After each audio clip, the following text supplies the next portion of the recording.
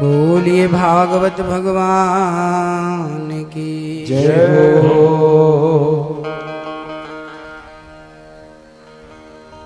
आप लोगों के दिए हुए दान से बेटियों का घर बसाया जाता है। भक्तों,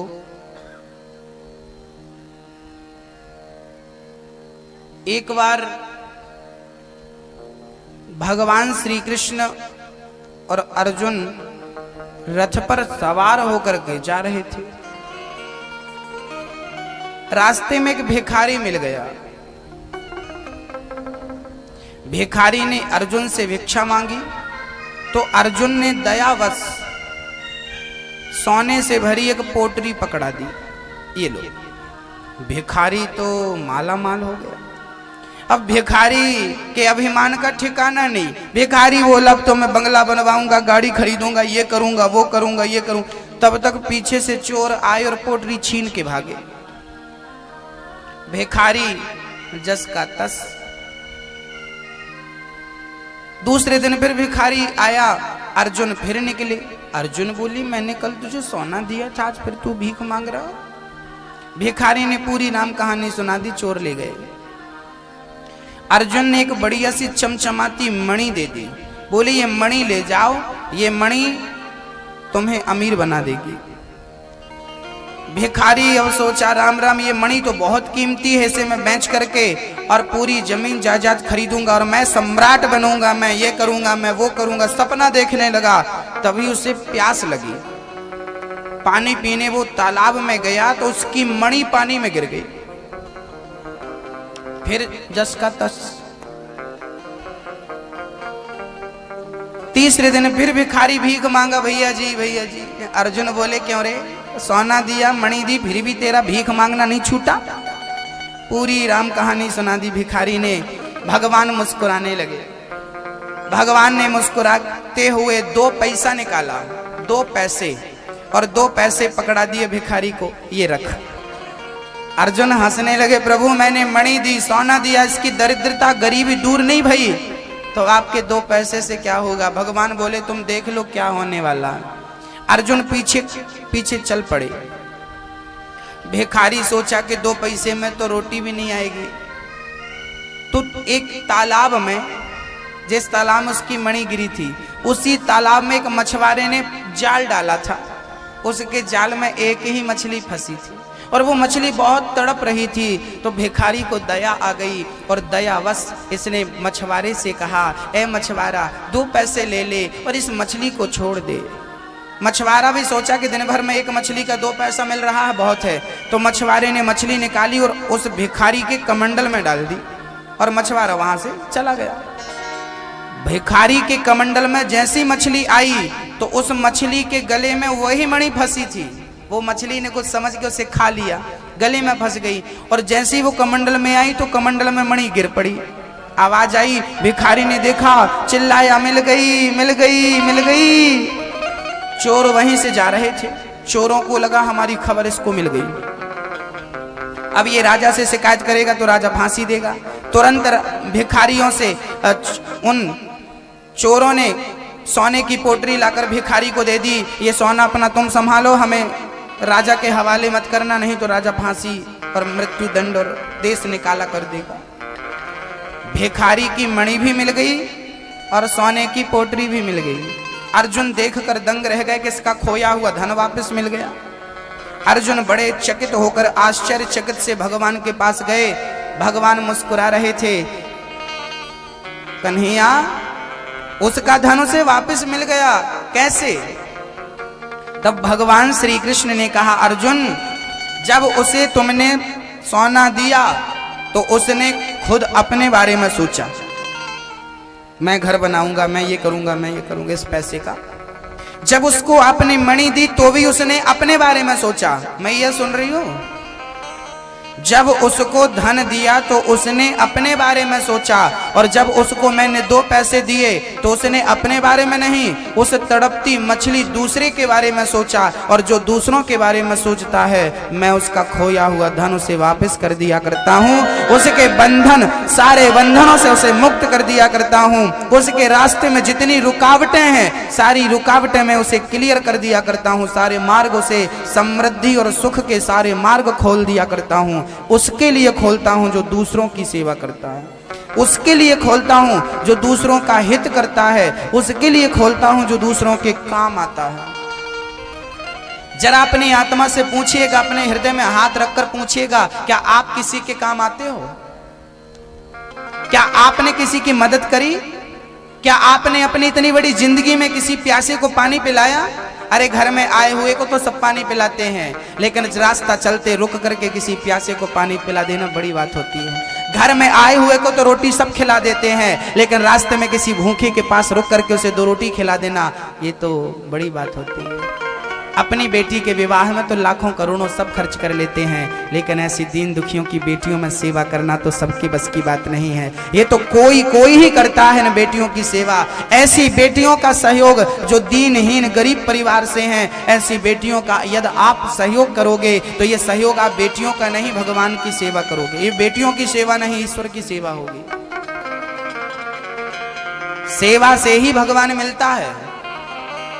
किसी का भी नाम उठा लो, उसने सेवा जरूर की होगी तब वो ईश्वर के करीब पहुंचा है, क्योंकि सेवा के मार्ग से ही ईश्वर की मंजिल प्राप्त होती है। सेवा नहीं करते हो तो ईश्वर कैसे मिलेगा? सेवा करना सीखो, देना सीखो। आपके घर का पैसा कितना बर्बाद होता कभी आपने सोचा है? कितना पैसा डॉक्टरों के घर चला जाता है, हिजूल में डॉक्टर ले जाता है, हाथ देखेगा 500 रुपये ले लेता है। जब देखो तब बीमार पड़े रहे तो 2-2 हजार की दवाई खा जाते हो आप। महीने में 2000 रुपये खत्म हो गए, डॉक्टर के यहाँ चले गए तो वो खत्म हो गए, यहाँ वहां पैसे चले जाते हैं। क्यों जाते हैं? क्योंकि पैसे का काम है जाना। यदि वो धर्म में नहीं लगा तो बीमारियों में लगेगा, क्योंकि वो जाएगा। आपके घर में पानी है तो वो जाएगा, कहीं ना कहीं से वो रास्ता बनाएगा। पानी को कोई रोक नहीं सकता, पानी अपना मार्ग बना लेता है। यदि पानी को आप कहीं से नहीं करोगे तो भाप बन के उड़ जाएगा, है ना? पानी को कोई कैद नहीं कर सकता, पानी भाप बन के उड़ जाता है, या वो कहीं से ना कहीं से रास्ता ढूंढ लेता है। ऐसे ही धन को रास्ता चाहिए। यदि धर्म का रास्ता मिल जाए तो धर्म में लगता जाएगा, तो जितना धर्म में लगाओगे उसका 50 गुना पाओगे। और यदि आपने धर्म में नहीं लगाया तो फिर वो उड़ता जाएगा व्यर्थ। भाई पानी एक मटका, एक घड़ा आपके पास पानी है, यदि आपने उस पानी को किसी को पिला दिया तो किसी के काम आ गया, किसी पौधे पर डाल दिया तो पौधे को पानी मिल गया। और ये काम नहीं करोगे तो भाप बन के उड़ जाएगा, ना वो पौधे के काम आएगा ना वो प्यासे के काम आएगा, उड़ गया। वो किसके काम?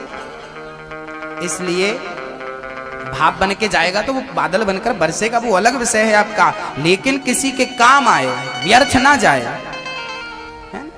हमारा धन भी किसी के काम आए, व्यर्थ बर्बाद ना हो। 1 रुपया भी बर्बाद नहीं होना चाहिए। जो व्यक्ति धन का दुरुपयोग करता है वही लोग अगले जन्म में 1-1 पैसे को तरसते हैं, और जो धन का सदुपयोग करते हैं वही अगले जन्म में करोड़पति रहते हैं, धनवान रहते हैं। 4-4, 10-10 नौकर लोग आसपास घूमते रहते हैं, झाड़ू वाले, पोंछा वाले, बर्तन वाले, बैठे बैठे सब्जी खाओ। ये बड़े बड़े धनवान लोग कहते हैं महाराज हमने कोई पुण्य किया होगा। सच है, पुण्य करने से ही सुख मिलता है और पाप करने से ही दुख मिलता है। लेकिन ये मत भूल जाइएगा कि पिछले जन्म में जो पुण्य किया था इस जन्म में खा रहे हो। इस जन्म में करोगे तो अगले जन्म में मिलेगा, नहीं तो अगले जन्म में आप दुर्गति को प्राप्त हो जाएंगे। भाई 4 महीने पहले मैंने गेहूं बोया था तो आज मैं बढ़िया रोटी खा रहा हूं। अब आगे भी मैं बोऊंगा तब तो आगे खाऊंगा। अब मैंने 4 महीने पहले बो दिया, बोले अब मैं बोऊंगा ही नहीं। अरे भाई बोइए, खेत पड़ा है, काट लिया। खेत में एक तरफ से फसल कटती है और एक तरफ से बुवाई होती है। काटो और फिर बो, काटो। किसान यही करता है ना, धान काटा फिर गेहूं बोया। अब गेहूं काटेगा तो उसके बाद गर्मी की फसल बो देगा, एक तरफ से काटता है, एक तरफ से बोता है। ऐसे पिछले जन्म का इस जन्म में काट रहे हो, इस जन्म में जो करोगे आगे जन्म में काटोगे। तो पिछले जन्म में पुण्य किया तो यहाँ सुख मिला, और पाप किया था तो दुखी हो, परेशान हो। पिछले जन्म में जो किया वो इस जन्म में पा रहे हो। अब इस जन्म में जो अच्छा या बुरा करोगे वो अगले जन्म में मिलेगा। एक आदमी बोला मैं नहीं मानता अगला पिछला जन्म। कई लोग होते हैं जो अगला पिछला जन्म नहीं मानते। अरे भैया आप मानो मत मानो, आपके मानने ना मानने से क्या फर्क पड़ता है। उल्लू कहता है सूर्य नहीं होता, उल्लू कहता है मैं नहीं मानता कि सूर्य होता है। उल्लू सूर्य को नहीं मानता, बोला मुझे तो दिखता ही नहीं, सूर्य नहीं होता। अब बताइए सूर्य होते हैं कि नहीं? सूर्य भगवान होते हैं, पर उल्लू कहता है कि हम नहीं मानते। क्यों नहीं मानता वो? क्योंकि उसे नहीं दिखता। सूर्य भगवान तो होते हैं, उल्लू को नजर नहीं आते। ऐसे भगवान होते हैं, उल्लुओं को नजर नहीं आते। अगला जन्म पिछला जन्म सब कुछ होता है। आपके मानने ना मानने से काम नहीं होना। आप मानो मत मानो, मत मानो, पर होना तो वही है जो होना है। मैं आपको सिद्ध करके बताऊं, मैं आपको सिद्ध करके बताऊंगा, उदाहरण देकर बताऊंगा, आपको सबूत दूंगा कि अगला और पिछला जन्म होता है। दे दूं? मैं आपको इसका एक ऐसा एग्जाम्पल देने जा रहा हूं, ऐसा सबूत देने जा रहा हूं कि आप यकीन कर लेंगे कि हाँ अगला और पिछला जन्म होता है। सबूत दे दूं? सुनिए, एक ही समय में दो बच्चे पैदा हुए,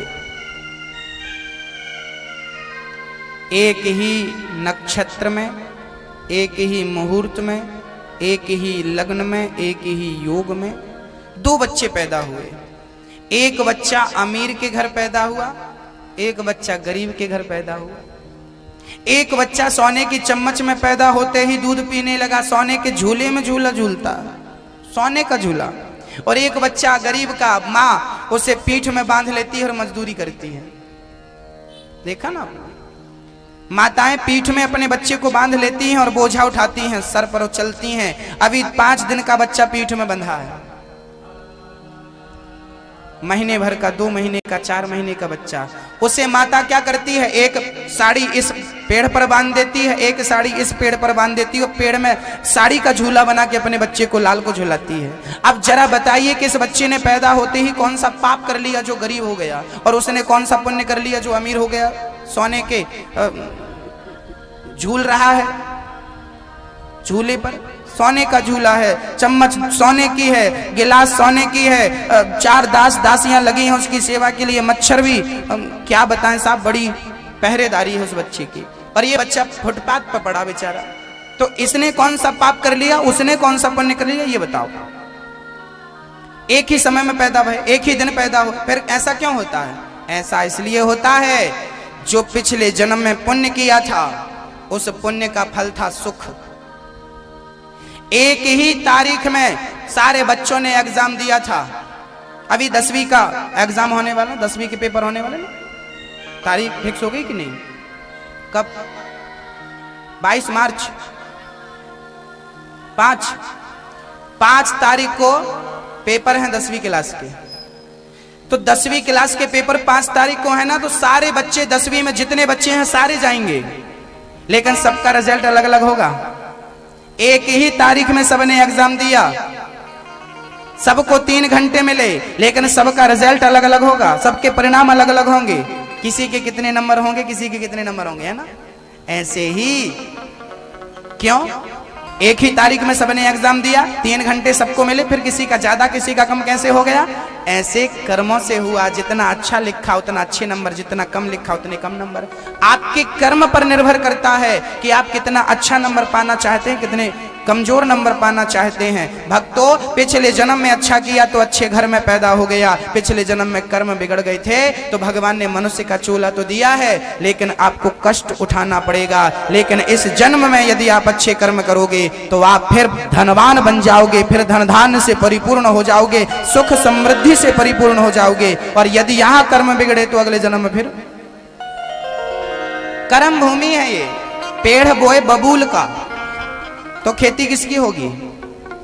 कांटा ही मिलेंगे। और पेड़ लगाए आम का तो क्या मिलेगा? मीठा मीठा खाओ। जैसी करनी वैसी भरनी। अच्छा किया तो अच्छा। मैं आपको कथा सुना रहा हूं, अच्छी अच्छी बातें सुना रहा हूं, तो आप मुझे प्रेम से बैठे सुन रहे हो। आजकल तो बेटा अपने बाप की नहीं सुनता, आप तो यहां बैठे सुन रहे हो। सुन रहे हो ना? 3 घंटे यहां बैठे रहते हो, इस दास अनिरुद्ध के मुंह से भगवान की कथा श्रवण करते रहते हो। मैं आपको कथा सुनाता हूं प्रेम से, तो आप कथा सुनते हो। आप कथा के बदले मुझे सम्मान देते हो। आप कथा सुनने के बाद मुझे आदर देते हो। लेकिन मैं आपको गालियां देने लग जाऊं तो गालियां सुनने के बाद आप मेरा आदर करेंगे? आप मेरा सम्मान करेंगे? मुझे भी गालियां मिलेंगी ना। मैं जो बोल रहा हूं वही काटूंगा ना। मैं अच्छा यहां काम करूंगा तो आप सम्मान करेंगे। आप मुझे बदले में क्या देंगे? सम्मान देंगे। आप मुझे याद करेंगे। आप मुझे आदर देंगे,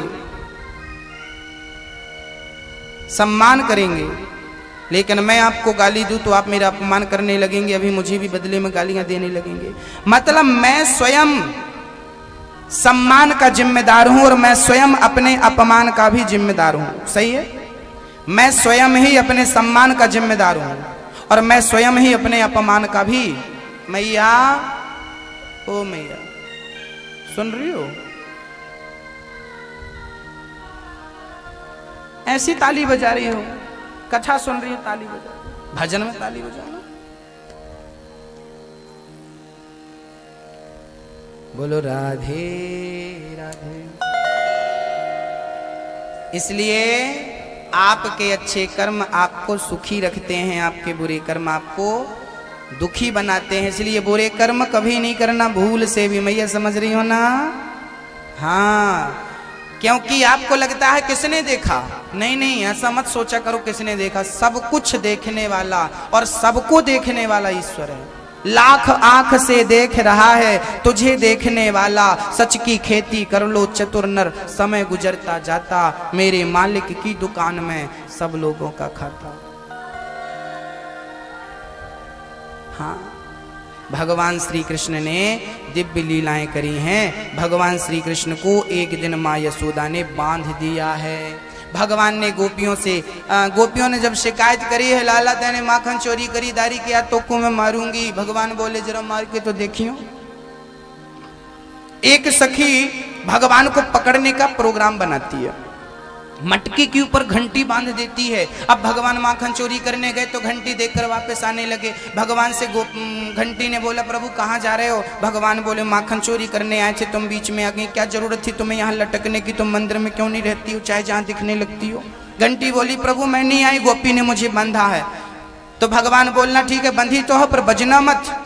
हाँ, भगवान ने ग्वाल वालों का गोला बनाया, चढ़ करके माखन चोरी करने लगे, सबको खवाए माखन। घंटी सचमुच नहीं बजी। भगवान बोले घंटी तुम तो बड़ी अच्छी आज्ञाकारी निकली, ऐसे में तो शिकायत मिलेगी नहीं सखियों को।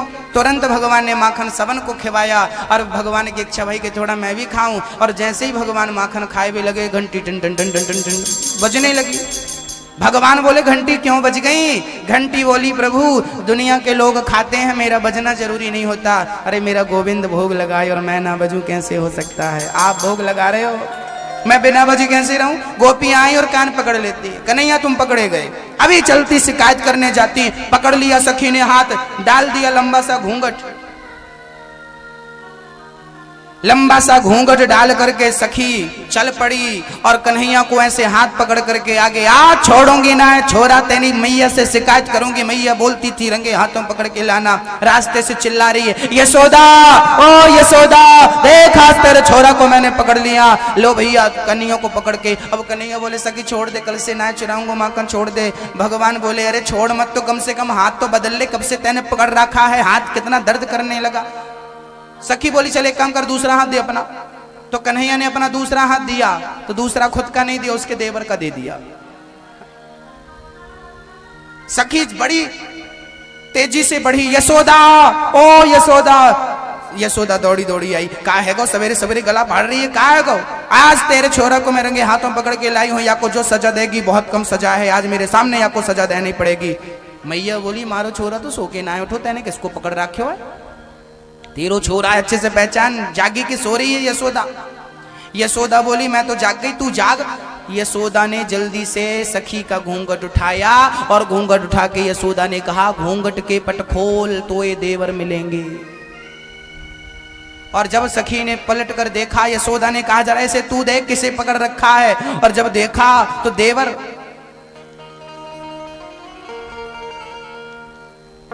देवर था और देवर का मुंह बंधा हुआ था कपड़े से। सखी बोली तू यहां कहां से आ गया?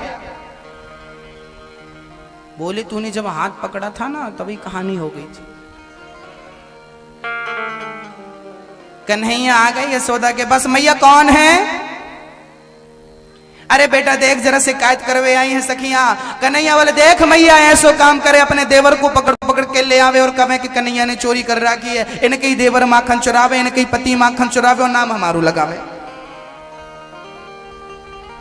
अब सखी जब जाए लगी ना तो कन्हैया ने सारा से कहा सुनियो अभी तो देवर का हाथ पकड़ाया है, दोबारा तुमने ऐसे काम किया तो खसम को पकड़ाऊंगा हाथ।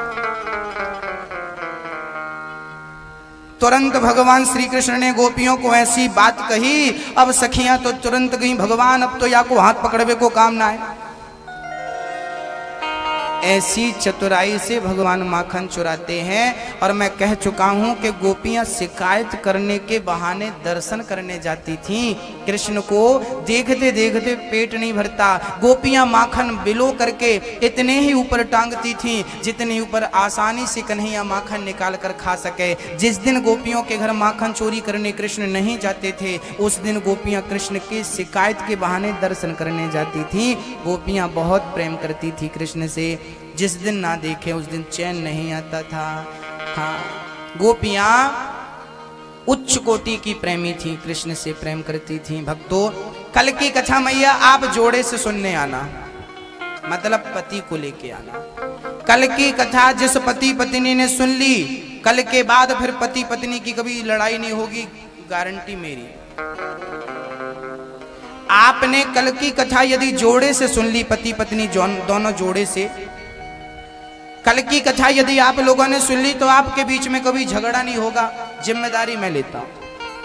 यदि झगड़ा होते हैं आप लोगों के बीच में तो कल की कथा जरूर सुनिएगा, और नहीं होते तो भी सुनिएगा, रिश्ते मधुर होंगे। सुनिए जरूर। मैया जी दादा को ले आइए कल, बुढ़ापे में तो कम से कम प्रेम मिले।